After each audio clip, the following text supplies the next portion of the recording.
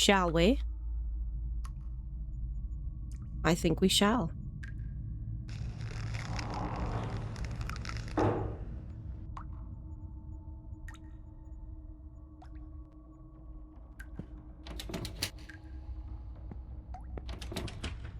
Where are we? I don't have a clue.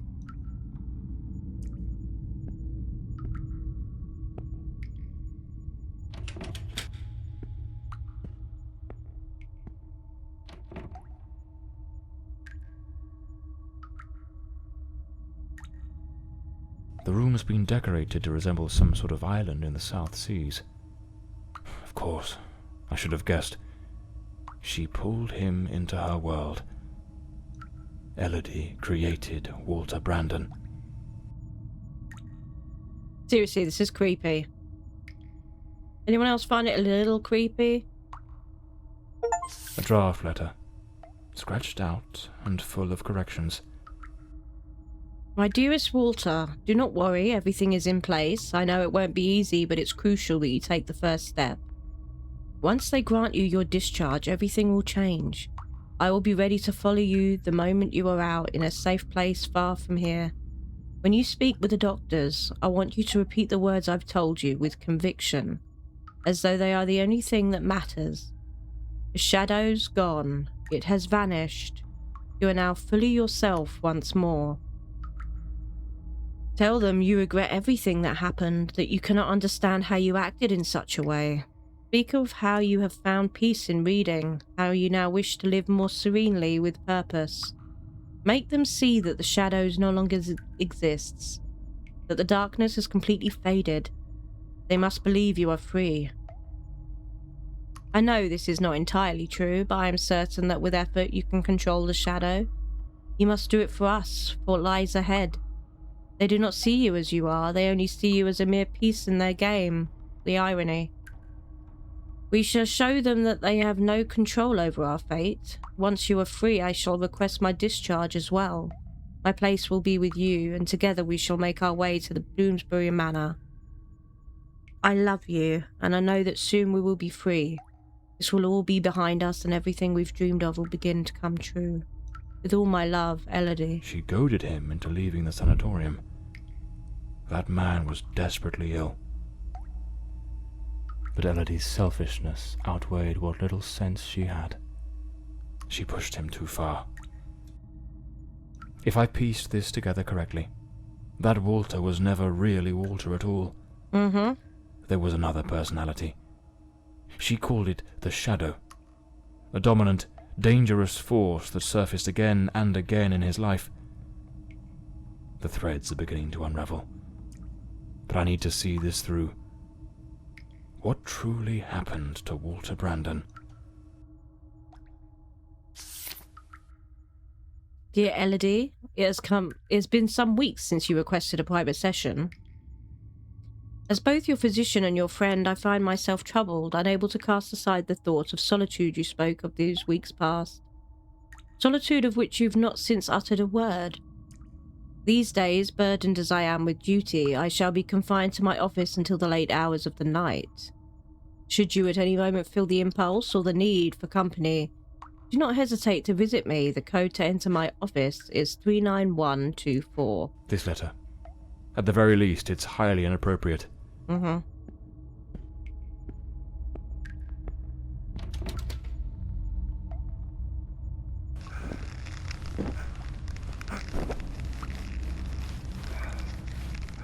Dr. Mulder. Was she aware it was inappropriate? How far gone was she?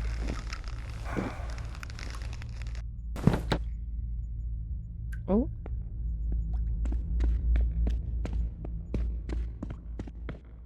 I need to get there before I forget the code.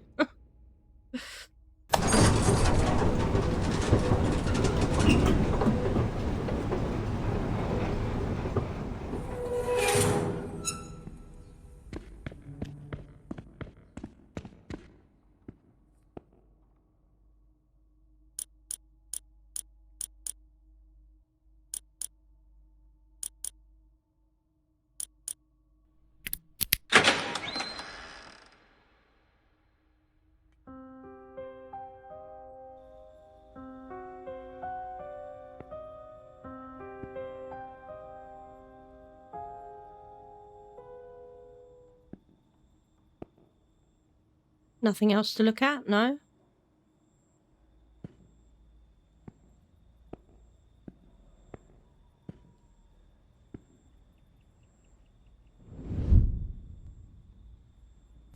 Oh, Patient number 1365 returns after an absence of 4 months.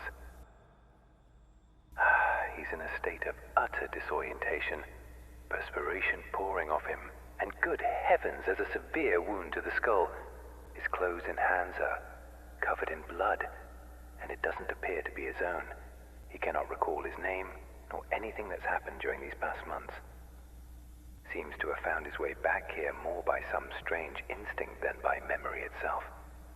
The personality once known as Walter has vanished entirely, as has the entity we refer to as the Shadow, though given his nature, I cannot say with certainty it isn't still lurking beneath the surface.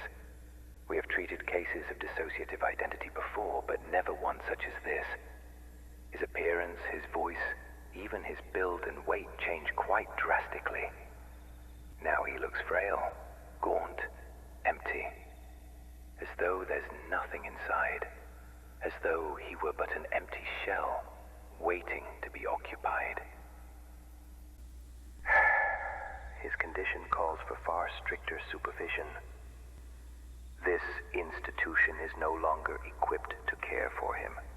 I am ordering his immediate transfer to St. Dymphna Hospital. Dr. Former, a specialist in matters such as this, will take him under his care. As I near the end of my tenure as director, I must see this case brought to a decisive close.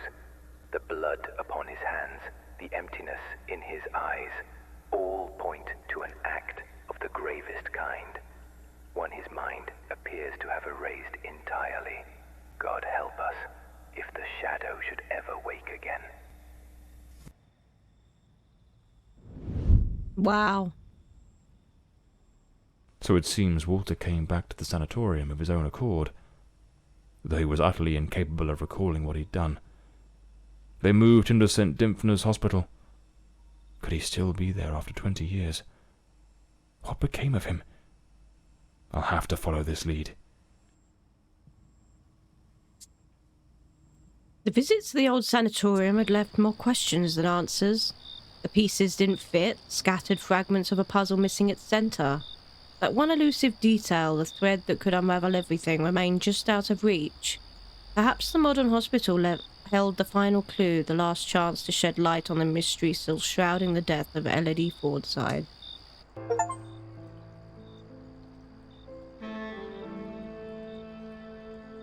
That man returned to the new sanatorium, remembering practically nothing. Maybe it was the wound Lady Margaret left him. Or maybe his mind shattered and never came back after what happened that night. As for me, I was hired to find the one who killed Elodie Fordside, and my intuition told me they were still there, in the depths of St. Dymphna. I sensed that the end of the road was waiting for me in that place. So who's the Shadow we've been seeing? We're not going to comment on that?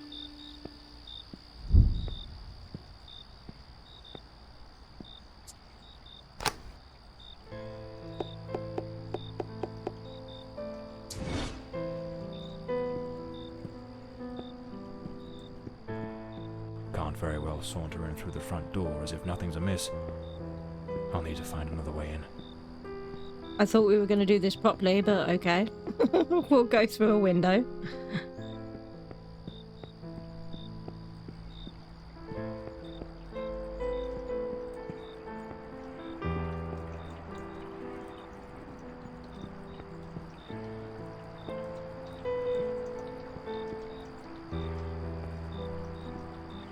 Or will we?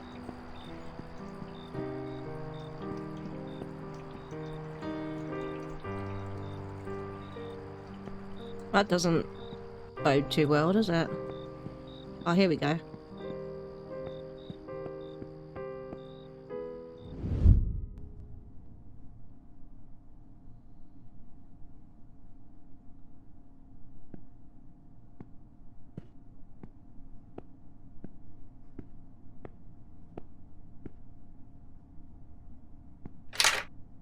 It's locked. Okay.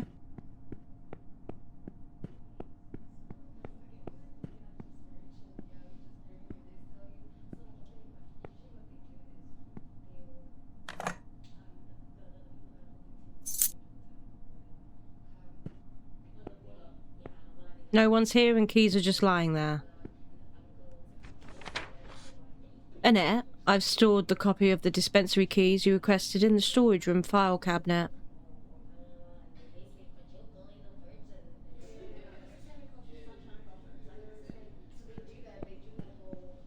Employee of the month.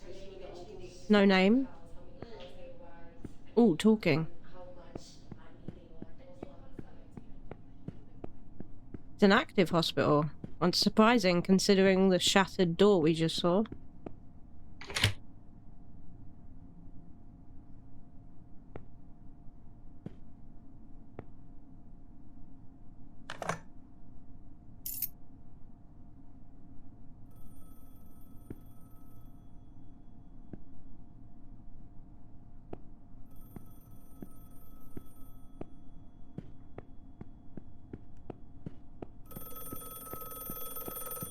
Is this going to be Margaret?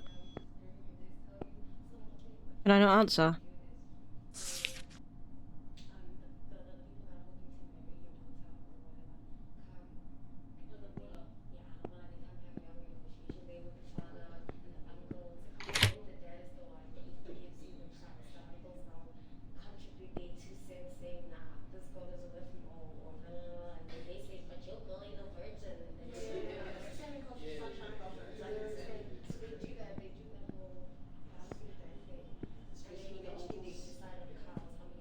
Nothing to look at there.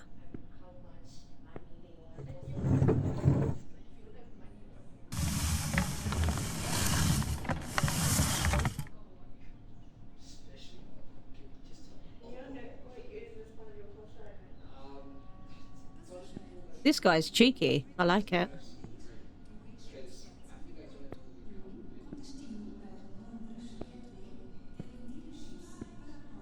What, we're just gonna check every room?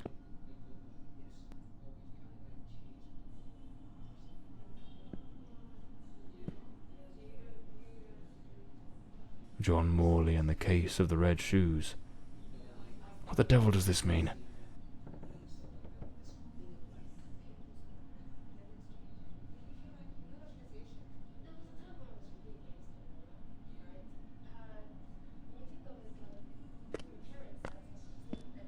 Lady Margaret. That fateful night, I was startled by the noise. Those wretched cries of agony from dear Elodie.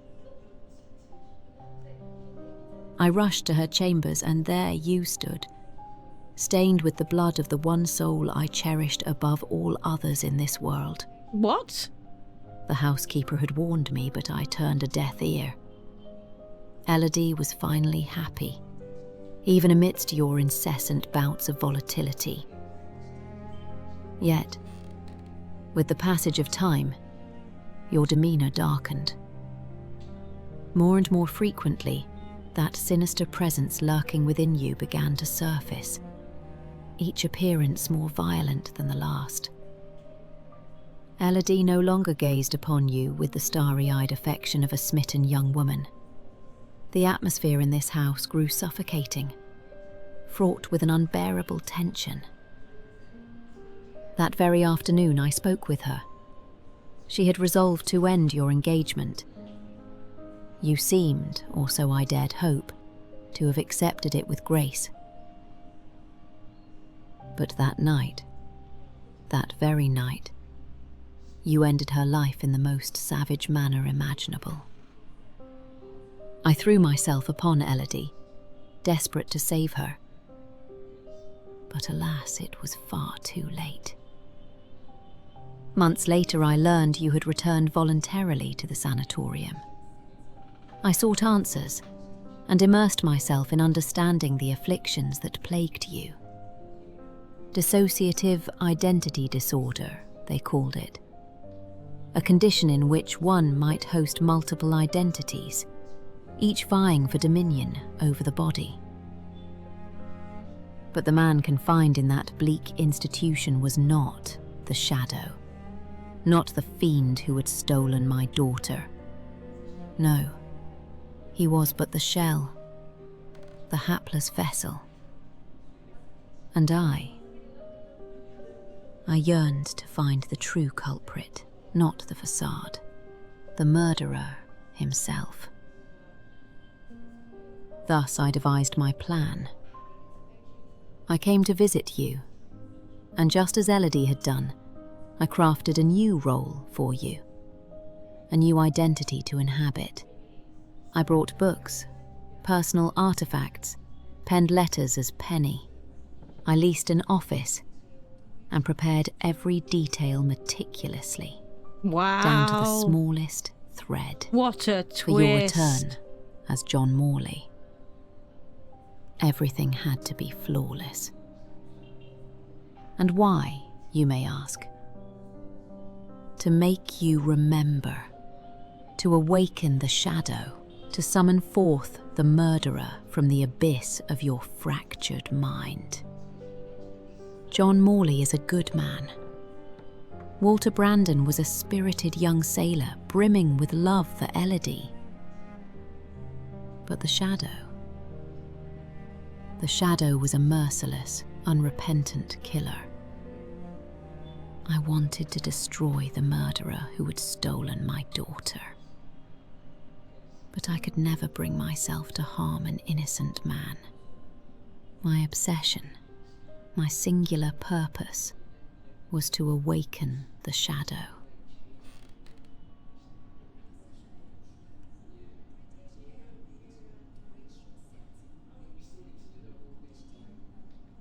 What a twist. Oh. Oh, wow. What a game. I didn't see that coming at all, to be honest. I didn't see that at all. Wow.